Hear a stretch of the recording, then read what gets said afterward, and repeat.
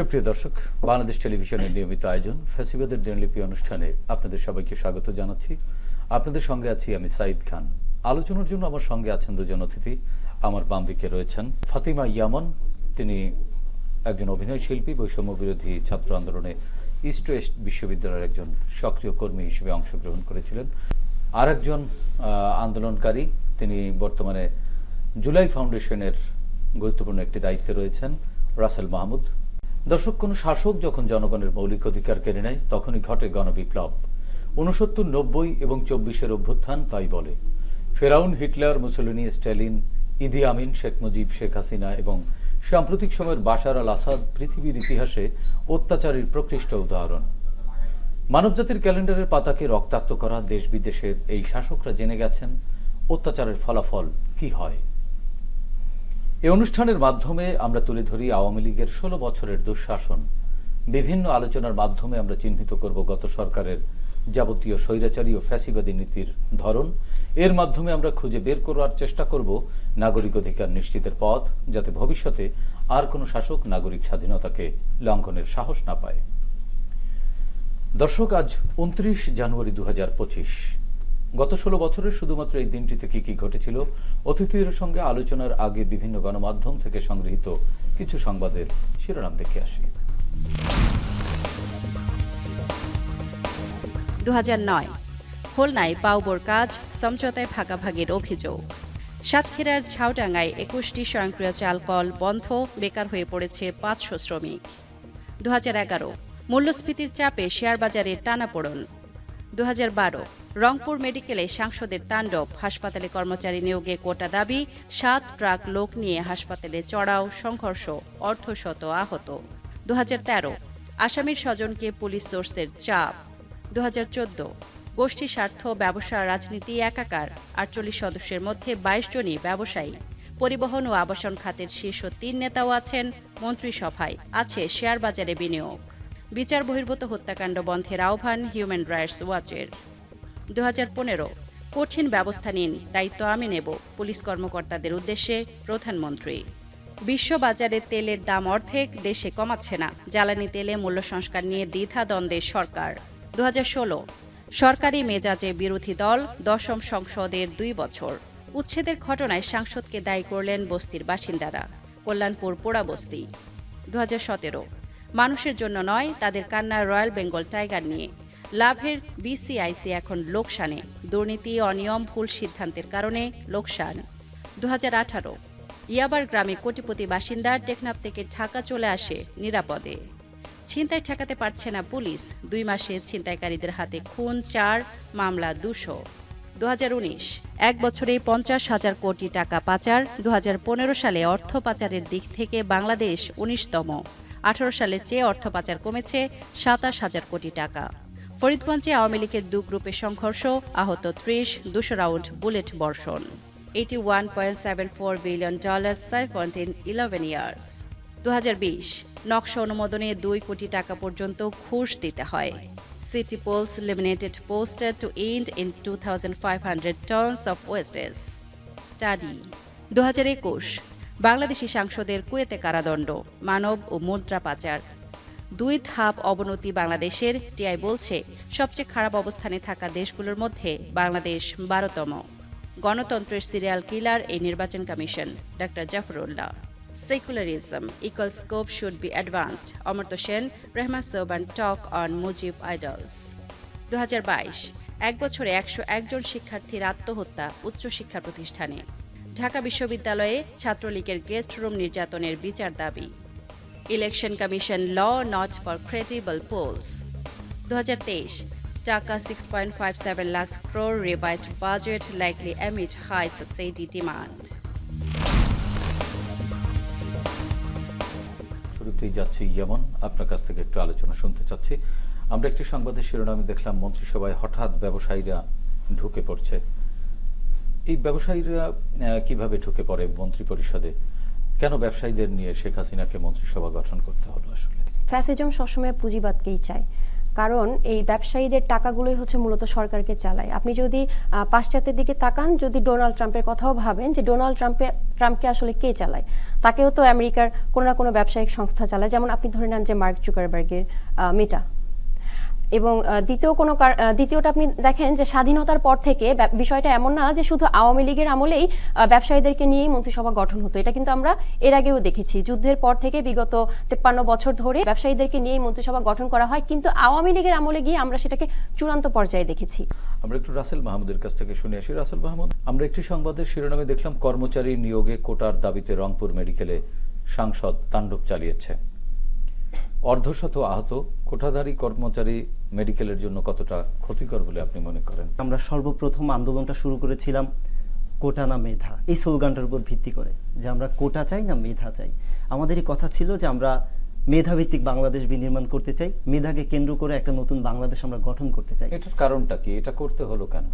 জি, যদি এইটা বলতে চাই তাহলে দেখা যায় যে আমরা বিগত দিনগুলোতে দেখেছি 1971 সালে মুক্তিযুদ্ধকে কেন্দ্র করে যে মুক্তিযোদ্ধা কোটা ছিল, যে যুদ্ধ করেছে সে পেয়েছে, এবং হচ্ছে টাকার বিনিময়ে, স্বজন প্রীতির বিনিময়ে মুক্তিযোদ্ধা সার্টিফিকেট পর্যন্ত বিক্রি হয়েছে।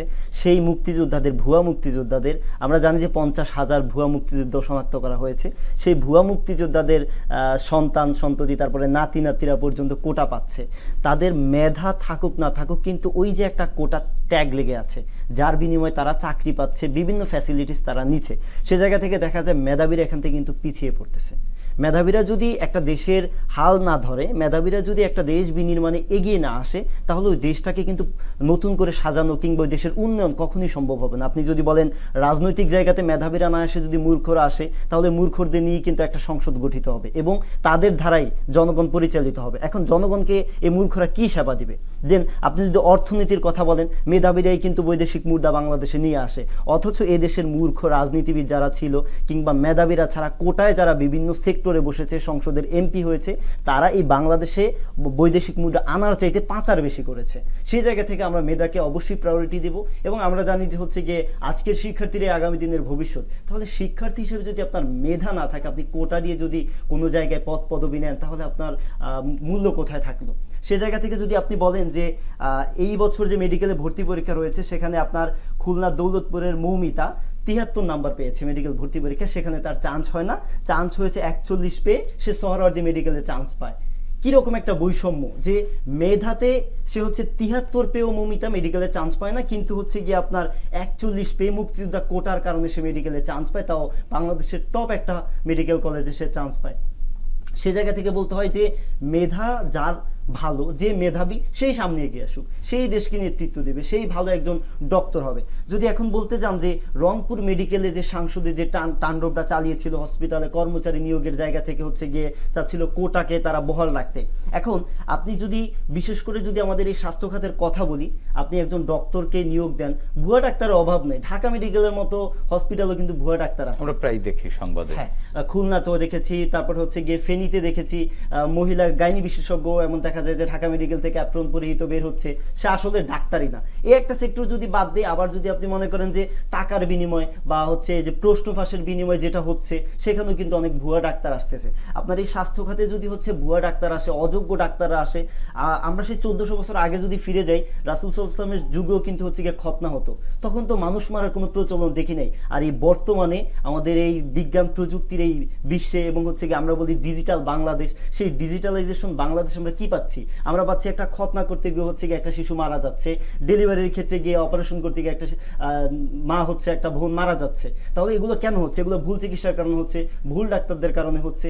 সুতরাং যদি এই স্বাস্থ্য খাতে আপনি যদি কোটার বিনিময়ে, কোটার মাধ্যমে যদি মেধাবীদেরকে বাদ দিয়ে যদি কম মেধাবী বা অশিক্ষিত কাউকে এনে এই সেক্টরে বসান, তাহলে মৃত্যু তো সহজেই ঘটবে। সে জায়গা থেকে আমরা মনে করি কোটার চাইতে মেধাটা গুরুত্বপূর্ণ। সংসদ সদস্যরা এভাবে কেন আসলে করতেন আসলে শেখ হাসিনার শাসনামলকে যদি বিশ্লেষণ করতে যাই, বিশেষ করে দেখেন ফ্যাসিবাদ শব্দটা শুধু বাংলাদেশ নয়, গোটা বিশ্বে অনেক রাষ্ট্রই রয়েছে। বাংলাদেশে কিন্তু শুধু ফ্যাসিবাদ না, বাংলাদেশে মুজিববাদ আছে, হাসিনাবাদও আছে। সুতরাং এই 15 বছরের শাসনে হাসিনা কি করেছে? নিজের ক্ষমতাকে নিজের আয়ত্তে রাখার জন্য তার জনবল, তার আশেপাশে যারা রয়েছিল, স্বজন প্রীতি যেটাকে আমরা বলি, তার চারপাশের মানুষগুলোকে বিভিন্ন জায়গায় নিয়োগ দিয়েছে। এবং এই সংসদে যে 350টা আসন, মনে হয় যে 300 জনই তার ঘরের লোক ছিল।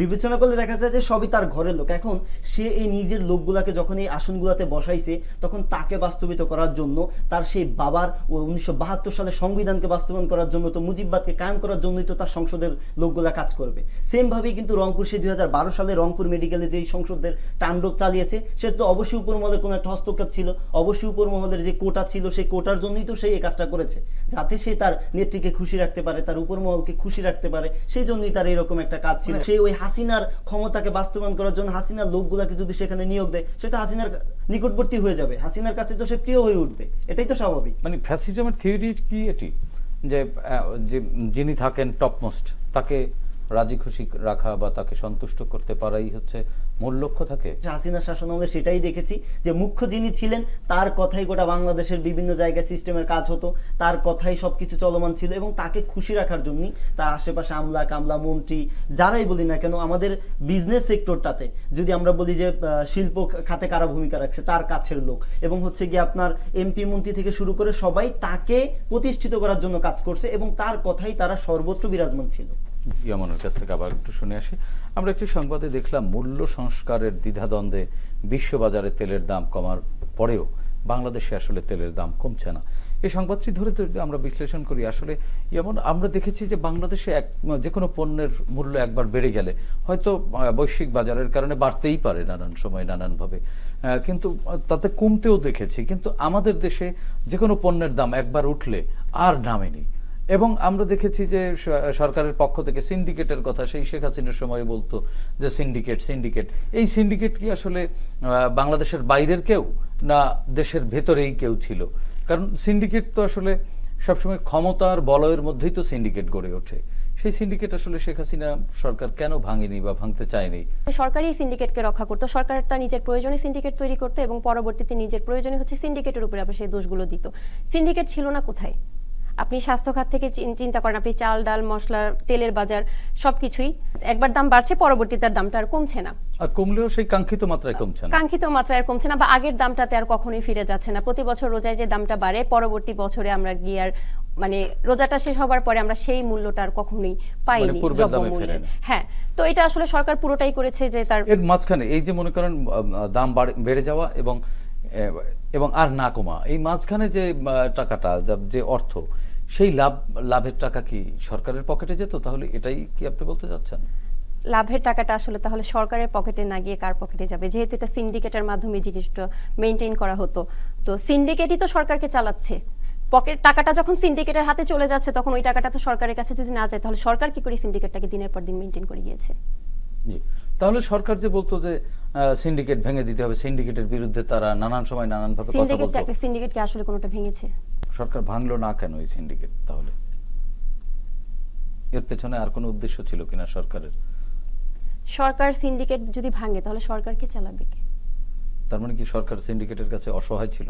সরকার সিন্ডিকেটের কাছে অসহায় ছিল, পুঁজিবাদদের কাছে অসহায় ছিল, সবার কাছে তো সরকার অসহায়। রাসেল মাহমুদের কাছ থেকে শুনতে চাই, সিন্ডিকেট যদি সরকারকে চালায়, তাহলে সরকার সিন্ডিকেটের বিরুদ্ধে কথা বলতো কেন? একটা বাজারের দ্রব্যমূল্যের ঊর্ধ্বগতি হয়ে গেল, এটা 50 টাকা বাড়ে, কমে 5 টাকা, 45 এসে দামে থেমে যায়। এখন 50 টাকা যখন বাড়লো, তখন জনগণ সবাই সরকারের কাছে বলে যে এত দাম কেন বেড়ে গেল, এখানে অবশ্যই বাজার সিন্ডিকেট আছে, খাদ্যদ্রব্যমূল্য আমাদের কমাতে হবে। তো সেই জায়গা থেকে 5 টাকা যখন শেখ হাসিনা কমিয়ে দেয়, তখন জনগণকে জবাব দিতে পারে 50 টাকা বেড়েছে কিন্তু আমি 5 টাকা কমিয়ে দিয়েছি। কিন্তু মূলত যে 45 টাকা সেখান থেকে প্রফিট নিয়েছে, এটা কিন্তু সরকারই কিন্তু কি করতেছে, পেছন থেকে সাপোর্ট দিয়ে নিয়ে যাচ্ছে। সুতরাং বলা যায় যে এখানে সরকার সিন্ডিকেটগুলোকে বাঁচিয়ে রেখেছে। না হয় সরকার যদি বাস্তবিক আইন প্রয়োগ করতো, তাহলে কিন্তু কোনো সিন্ডিকেট থাকার প্রশ্নই আসে না। কিন্তু ওই সময় তো নাগরিক সমাজ, বিভিন্ন প্ল্যাটফর্ম এবং রাজনৈতিক শক্তিগুলো ছিল, তারা আসলে তারাও কথাও বলেছে, তারাও নানানভাবে কথা বলবার চেষ্টা করেছে, কিন্তু তারা আসলে সরকারের সাথে পেরে উঠছিল না। কারণটা তারা না পারার কারণ ছিল যেই সময় ফ্যাসিবাদ কায়েম হয়ে যাচ্ছিল বাংলাদেশে, যেখানেই আপনি কথা বলতে যাচ্ছেন আপনাকে বাকরুদ্ধ করে দেওয়া হচ্ছে। যখনই আপনি ভারতের বিরুদ্ধে, আমাদের প্রতিবেশী রাষ্ট্র, সে আমার প্রতিবেশী হওয়ার পরও সে যখন আমার দেশের উপর হস্তক্ষেপ করে কথা বলতে যাই, তখনও আপনাকে হচ্ছে গিয়ে বাকরুদ্ধ করে দেওয়া হচ্ছে, জেলে নিয়ে ভরে দেওয়া হচ্ছে, মিথ্যা মামলা দিয়ে আপনাকে হচ্ছে আয়নাঘরে নিয়ে রাখা হচ্ছে। এখন মানুষের জীবনের মায়া প্রত্যেকেরই আছে, প্রতিটা প্রতিটা মানুষ তার জীবন নিয়ে অনেক বেশি প্রাউড ফিল করে যে আমি অনেক বড় কিছু হবো, অনেক কিছু করব, পরিবারের জন্য কাজ করব, কিন্তু সেই জায়গাটাতে যখন হচ্ছে আপনার সামনে মৃত্যু এসে দাঁড়ায় তখন আপনি কয়দিন কথা বলবেন? আজকে বলবেন, কালকে বলবেন, 2 দিন পরে আপনার কণ্ঠ তো রোধ করে দিচ্ছে সরকার, যেখানে প্রশাসন বলেন, সরকার বলেন, সবই জনগণের বিরুদ্ধে গিয়ে কাজ করছে। জনগণের যে ম্যান্ডেট ছিল সেটা কিন্তু সরকার বাস্তবায়িত হতে দেয় নাই। সেই জায়গা থেকে আপনি কথা বলুন। বিগত শেখ হাসিনা সরকার 3টি সরকার বা 4টি সরকার তিনি গঠন করেছিলেন, 4টি সরকারের মধ্যে জনগণের ম্যান্ডেট কি ছিল না? জনগণ যেখানে একটা মৌলিক অধিকার ভোট দিবে, ভোটাধিকারটাই যেখানে হরণ করে নিয়েছে, ভোট দিতে পারে না, একটা ডামি নির্বাচন হয়েছে, সেই নির্বাচনের মাধ্যমে অবৈধ সরকারের কাছে জনগণ কি বা প্রত্যাশা করতে পারে? এটা তো টোটালি অবৈধ সরকার ছিল, সেখানে তো জনগণের কোনো ম্যান্ডেট থাকতে পারে না। কিন্তু আমরা তো দেখেছি ওই সরকারকেও বিশ্বের বিভিন্ন উন্নত দেশ, বিশেষ করে যারা দাতা দেশগুলো, তারা তো সাধুবাদ জানিয়েছেন এবং শেখ হাসিনা তো দেশে বিদেশে গণতন্ত্রের ঝান্ডাও উড়িয়েছেন। দেশে বিদেশে গণতন্ত্রের ঝান্ডা যতটুকু উড়িয়েছে, দেশের জনগণের কাছে তার চাইতে বেশি নিমজ্জিত হয়েছে। কারণ এই বাংলাদেশে গণতন্ত্র বলতে কিছুই ছিল না। তিনি যতই নাটক করুক, যতই বলুক যে আমি গণতন্ত্র প্রতিষ্ঠা করতে চাই, গণতন্ত্র চর্চা হবে বাংলাদেশে, আসলে মোটেও কোনো গণতন্ত্র ছিল না। বিশেষ করে বাংলাদেশের মিডিয়াগুলো, ওই শেখ হাসিনামুখী যে মিডিয়া ছিল, ফ্যাসিস্টদের যারা সহায়তায় গড়ে উঠেছে, সেই মিডিয়াগুলো কি করছে, শেখ হাসিনার যেই কথাগুলোকে বাইরে প্রচার করেছে, বিশ্ব মিডিয়া সেটা কি সুন্দর এবং ভালো কথা ধরে কিন্তু শেখ হাসিনাকে প্রমোট করেছে, কিন্তু অন্তরের ভেতরে যে কথাগুলো ছিল সেগুলো মিডিয়া প্রচার করে। রাসেল মাহমুদ, রামপাল বিদ্যুৎ কেন্দ্র বিরোধীদের উদ্দেশ্যে প্রধানমন্ত্রী বলেছিলেন মানুষের জন্য নয়, তাদের কান্না বাঘের জন্য। হ্যাঁ, বক্তব্যটিকে আপনি কিভাবে দেখবেন? বাঘের জন্য কি তাহলে কান্না করা ঠিক না? প্রতিটা জনগণই চাই যে আমার দেশের উন্নয়ন হোক। আমি যখন প্রবাসে থাকি তখন রেমিটেন্স পাঠাই আমার বাংলাদেশের জন্য, আমার বাংলাদেশটা উন্নত হবে। আবার যখন আমি বাংলাদেশে থাকি তখন নিজের একটা টান থাকে আমার নিজ জেলার প্রতি। বিশেষ করে এই রামপাল বিদ্যুৎ কেন্দ্র যখন হচ্ছে গিয়ে আপনার প্রতিষ্ঠিত হবে বা হয়েছে, এটা দেশের যদি উন্নয়নের জন্য হয়, অবশ্যই দেশের জনগণ চায় এটা হোক। কিন্তু যখন উন্নয়নের চাইতে এদেশের জনগণের জন্য, এদেশের মানুষের জন্য হুমকি স্বরূপ হয়, ক্ষতি স্বরূপ হয়, সেটা কিন্তু জনগণ তখন চায় না। বিশেষ করে ওই তৎকালীন সরকার তখন বলেছিল যে কিছু লোক, জনগণ হচ্ছে গিয়ে উন্নয়ন বাদ দিয়ে পশু পাখি রক্ষার জন্য উপসে পড়ে লাগছে। বিশেষ করে দেখেন, এটা শুধু পশু পাখির প্রতি প্রেম নয়, এটা আমাদের সবচেয়ে বড় একটা সম্পদ। সুন্দরবনের জন্য আমাদের প্রেম, সুন্দরবনকে রক্ষা করার জন্য এটা আমাদের কান্না। আমরা যদি বলেন যে বাঘের জন্য কান্না, হ্যাঁ, এটা আসলে বাঘের জন্যই কান্না। আপনি যদি বাঘ রক্ষা না করেন, আপনার সুন্দরবন 2 দিন পরে আপনি কিভাবে রক্ষা করবেন? সেক্ষেত্রে আপনার সুন্দরবনেরও দরকার আছে। সুতরাং আপনি সুন্দরবন ছাড়া কিন্তু দেখা যায় যে হচ্ছে বাংলাদেশ যে দুর্যোগপূর্ণ একটা দেশ, এখানে প্রায় সময় সিডর, ঘূর্ণিঝড়, বিভিন্ন জলোচ্ছ্বাস হয়। এগুলো থেকে কিন্তু আমরা বিগত দিনগুলোতে দেখেছি সুন্দরবন আমাদেরকে পরিত্রাণ দিয়েছে। সেটা কি শেখ হাসিনা সরকার তখন বুঝতে পারেনি? শেখ হাসিনা সরকার বুঝতে পেরেছে, কিন্তু যদি আমি বলি যে এর পেছনে তাহলে দায়ী কে ছিল? বিশেষ করে আমরা যে পার্শ্ববর্তী দেশ ভারত বলি, ভারত আমাদের প্রতিবেশী দেশ, কিন্তু ভারত আমাদেরকে কতটুকু সহায়তা করেছে আপনি যদি দেখেন। এই রামপাল বিদ্যুৎ কেন্দ্র প্রতিষ্ঠা করার জন্য ভারতের এনটিপিসি কোম্পানি দায়িত্ব পেয়েছিল, তাদের সাথে চুক্তি করা হয়েছিল, কিন্তু সেই ভারতকেই পশ্চিমবঙ্গের সুন্দরবনের আশেপাশে কোথাও কিন্তু সেম বিদ্যুৎ কেন্দ্র নির্মাণ করতে দেওয়া হয় নাই। কিন্তু সেই ভারতের এনটিপিসি কোম্পানিকে বাংলাদেশ সুন্দরবনের যদি বলি 14 কিলোমিটার ধরা হয়, কিন্তু যদি আপনি ধরেন বাংলাদেশের বাফার জোন থেকে, তাহলে 9 কিলোমিটারের মধ্যে এই রামপাল বিদ্যুৎ কেন্দ্র নির্মাণের সুযোগ দেওয়া হয়েছে। বিশেষ করে আপনি দেখেন এই রামপাল বিদ্যুৎ কেন্দ্র যদি আমরা হচ্ছে ক্ষতিকর দিকের কথা বলি বা উন্নয়নের কথা বলি, তারা বলেছিল, ওই সরকার বলেছিল যে সুপার ক্রিটিক্যাল টেকনোলজির ব্যবহারের মাধ্যমে এই বায়ু দূষণ বলেন, শব্দ দূষণ বলেন বা ক্ষতিকর দিকগুলো কমিয়ে আনবে। কিন্তু বিশেষজ্ঞ যারা রয়েছে তারা মনে করে যে এই সুপার ক্রিটিক্যাল টেকনোলজি ব্যবহার করে সর্বোচ্চ, তারা বলেছেন সর্বোচ্চ 10% ক্ষতি কমাতে পারবে। তার মানে বলা যায় যে আমার 90% ক্ষতি কিন্তু হচ্ছে। তাহলে সরকার এটা এই পথে এগুলো কেন করতে গেলই বা কেন? সেটাই তো সেটা হচ্ছে যদি যে বলি ভারতের এনটিপিসি কোম্পানি যেখানে হচ্ছে ভারত অনুমোদন পায় না, বাংলাদেশ সরকার সেখানে তাদেরকে 15% লাভে হচ্ছে গিয়ে কাজ করার সুযোগ দিছে ভারতের সুবিধার্থে। ভারত নিজ দেশে যেখানে কোনো পথ দেখতেছে না, ভারত নিজ দেশে নিজের কোম্পানিগুলো যেখানে ভারতে কাজ করার সুযোগ পায় না, সেখানে হস্তক্ষেপ করে বাংলাদেশের উপরে, এবং বাংলাদেশ তাদের কাছে নতজানু হয়ে, বাংলাদেশ তাদের থেকে কি সুবিধা পেয়েছে জানি না, কিন্তু ভারত বাংলাদেশকে চুষে খেয়েছে। এবং বাংলাদেশের সেই ফ্যাসিস্ট হাসিনা ভারতের কাছে জিম্বি হয়ে ওয়ান কাইন্ড অফ বন্দি থেকে তাদের এই চুক্তিগুলো করতে ভারতের কাছে বন্দী হয়ে গেল কেন, যেতে হলো কেন শেখ হাসিনা সরকারকে?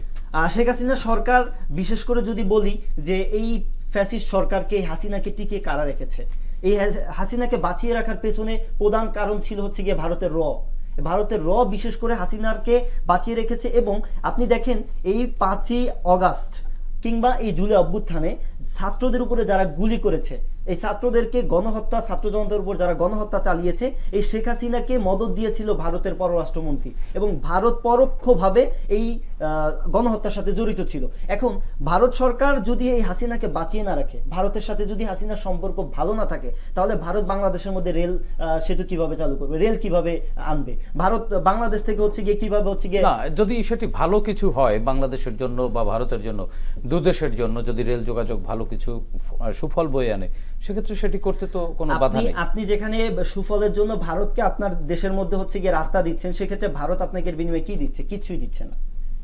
সেম ভাবে আপনি হচ্ছে, যদি আমি রামপালের কথা আবারও ফিরে আসি, সেখানে হচ্ছে গিয়ে ভারত আপনার থেকে যে টাকা পয়সা নিচ্ছে বা 15% লাভ পাচ্ছে, তারই তুলনায় এদেশের জনগণকে রামপাল কি দিচ্ছে?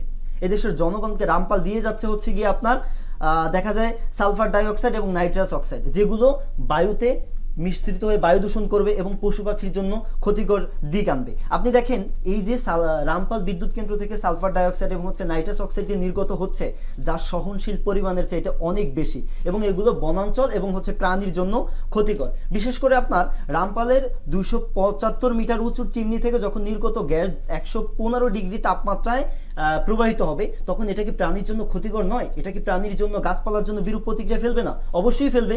আবার দেখেন, পরশু নদী থেকে, সেখান থেকে ঘন্টায় 9150 ঘনফুট পানি নিবে, পানি উত্তোলন করবে, আর সেটা ফিরে যাবে 5150 ঘনমিটার হয়ে। তাহলে এখানে আমরা অর্ধেক পানি কিন্তু নদী পাচ্ছে না, যার ফলে নদীর পানি কমে যাবে, প্রবাহ এবং লবণাক্ততায় নেতিবাচক প্রভাব পড়বে। তাছাড়াও রামপালে আপনি দেখেন, ইঞ্জিন, টারবাইন, পানির পাম্প, এগুলোর কারণে শব্দ দূষণ হবে, বায়ু দূষণ হবে, এই অনেকগুলো কারণ রয়েছে।